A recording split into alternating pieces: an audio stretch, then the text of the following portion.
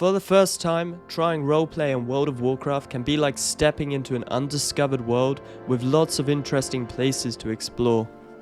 So, today we're going to be counting down 10 common mistakes made by new roleplayers. Number 1. Let's start with choosing the wrong roleplay server. Because of the sheer server bloat in retail, new roleplayers might just pick a random RP server, then be sorely disappointed when they realize it's completely empty and void of any roleplay. As of now, the top 3 most active roleplay servers are Argent Dawn on the EU, whilst on US servers it is Moonguard, which is mostly Alliance, and Wormrest Accord, which is mostly Horde. Number 2.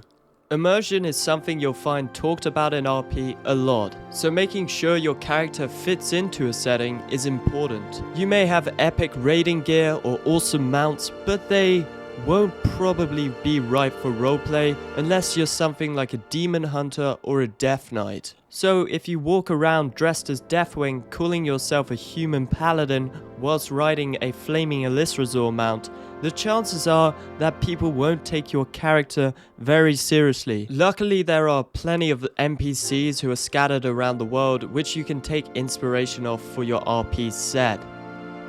Number 3. Not knowing any lore. Did you know the orcs are green because they drank the blood of Manaroth and were slaves to the Burning Legion? Or that the Forsaken don't even need food or drink, and anything they do eat tastes of ashes because of their rotted tongues? There's so much flair to the Warcraft universe with all these small details that you might not know about, each of which can be a significant stepping stone to understanding how to roleplay a character which fits into the setting. New roleplayers who know nothing about the lore or the Warcraft story will often find themselves borrowing concepts from other franchises, trying to fit in. The reality is, there's so much depth already to the Warcraft universe, with some amazing characters and amazing stories which you should definitely spend time reading or watching videos about. It's also important to note that most roleplayers will pretend events like the Shadowlands never existed. Number 4.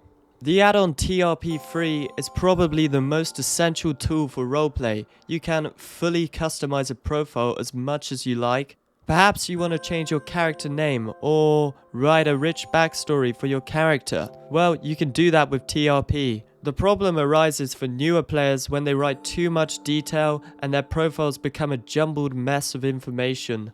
So why is it considered noobish to have lots of titles, a huge backstory, and overly long descriptions? Well, simply because no one will ever read it, and players like to learn about other characters through interaction. With that said, on Argent Dawn, the website Argent Archives is where roleplayers post their long stories and much more. Argent Archives, or AA for an abbreviation, has been going on for over 15 years now and is a significant part of the server.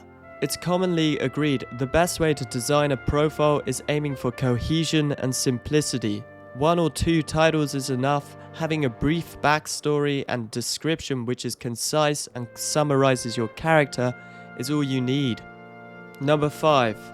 In roleplay, it's important to be respectful and mindful of other players' immersion. That means using OOC chat, whether it's in brackets or in emote, can be very distracting or annoying for other roleplayers, especially if you're in proximity to them.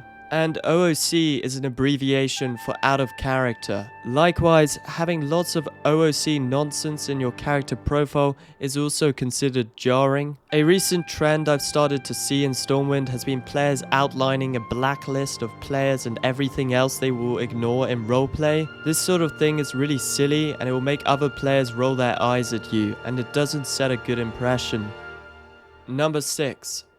When starting RP in a universe as massive and dynamic as Warcraft, you might find yourself filled with inspiration a bit too much. Newer players can find themselves trying to emulate a certain lore character, using weapons like the Ashbringer and calling them Replicas, claiming to be related to lore characters, or being friends or trained by the likes of Tyrion Fordring. This sort of thing will be pointed out and corrected by other players quite quickly, but don't worry, everyone's been there before. In juxtaposition to this, there's the trope of the self-inserted character. which is when a newer role player will not disassociate themselves from their character, so they're essentially playing themselves, which is obviously seen as extremely noobish. Number 7. Since WoW is text-based, it's important to bear in mind that when you're in character, punctuation, grammar, and capitalizing letters make a significant impression on other role players. If you don't use capital letters or full stops, you'll probably find yourself viewed as a newbie or lazy if you don't bother using proper English, especially on EU servers. And also, don't use colloquialisms in your roleplay like lol, roffle, and any other sort of slang. Number 8. God emoting is probably one of the most frowned upon sins in RP on WoW, and it's probably the best way to trigger the ire of your fellow roleplayers, especially during conflicts.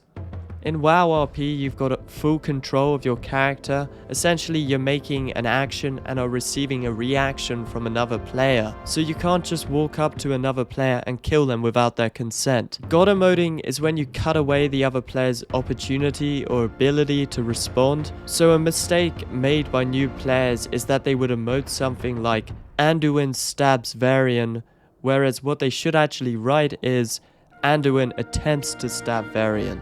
Number 9. Taking in character, out of character. In roleplay, some players will struggle to separate what goes on in character from what goes on out of character. And in the worst cases, they struggle to separate the character from the player. This is always a headache for everyone else to deal with because it causes lots of drama and toxicity. What would an example of this be? Well, in the most basic sense, if you insulted another character and they took it personally behind the screen. There are many more situations with noobs sort of taking in character, out of character, but that just leads me into my final point. Number 10. Having fun. RP can be quite hectic at times, but there is a reason why some players have been doing it for a long time. It's good fun and it's enjoyable.